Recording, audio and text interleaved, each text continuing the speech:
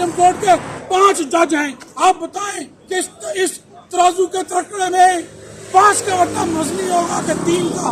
ان شیطانوں نے، ان ویٹیکن ایجنٹوں نے، ویٹیکن کی اسٹیبلشمنٹ نے پاکستان کی عدلیہ کو جان بوجھ کے اس ضلالت کے درجے میں پہنچایا ہے کہ وٹا 5 کا رکھا ہے، تولتے 3 کے ساتھ ہیں. یہی وجہ ہے کہ اس ملک میں اسلام کا کوئی قانون یا بدماش پاس نہیں ہونے دیتے.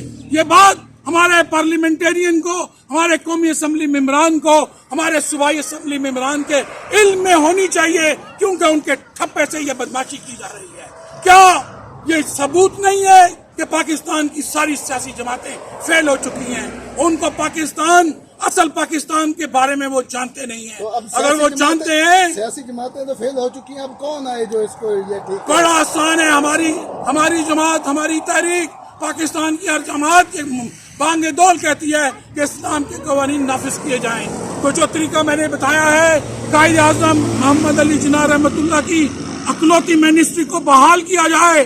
جب وہ بحال ہوگی تو یہ سپریم کورٹ اور یہ ہمارے شیطانی وکلا بھائی یہ سب ختم ہو جائیں گے. ہم وکلا کو مکمل تحفظ دیں گے، ان کی منہ مانگی رقم تاحیات دیں گے.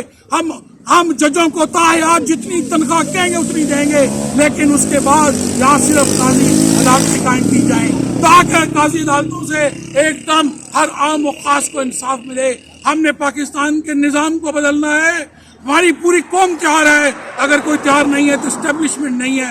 یہ اسٹیبلشمنٹ ہمارے آگے کھڑی نہیں ہو سکتی. اگر ہم ایک قوم بن جائیں، وہ قوم بن جائیں جنہوں نے پاکستان بنایا تھا. آج ہم بلوچی ہیں، آج ہم سندھی ہیں، آج ہم انفرادی سطح پر ہم بکھرے ہوئے لوگ ہیں. ہمیں ایک قوم بنا ہے. ہم نے جب تک ایک قوم نہیں بنیں گے ہم کسی صورت میں کامیاب نہیں ہو سکتے. اور ہماری تحریک حیائے دین کی آخری قسط ہے. ہم ووٹوں کے لیے نہیں آئے. ہم پاکستان کے نظام کو قائد اعظم کے طریقہ سے بدلیں گے. ہم خلافت راشدہ کے نظام کو لائیں گے، جس کی وجہ سے آج 1500 سال سے اس پوری دنیا میں امن کے ساتھ دنیا رہ رہی ہے. اب ویٹیکن کے ایجنٹوں نے کووڈ-19 کا انجیکشن صرف اس لیے لگایا ہے کہ وہ اپنا مکمل تسلط چاہتے ہیں. ہمارے سارے ادارے بک چکے ہیں.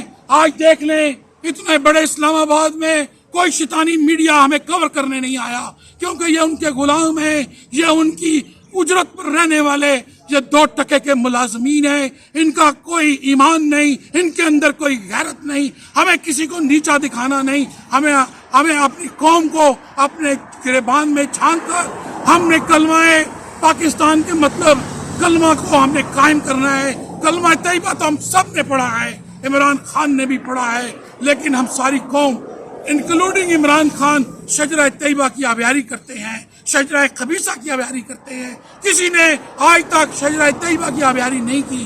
اگر ہم شجرہ طیبہ کی آبیاری کریں گے تو مدینہ کی ریاست کا اعلان اس کو کرتا ہے. عمران خان کو 1993 میں Tariq Khokhar secretary general Pakistan day parade new York city میں نے اس کو گرینڈ مارشل انوائٹ کیا تھا. اس کو سب سے پہلے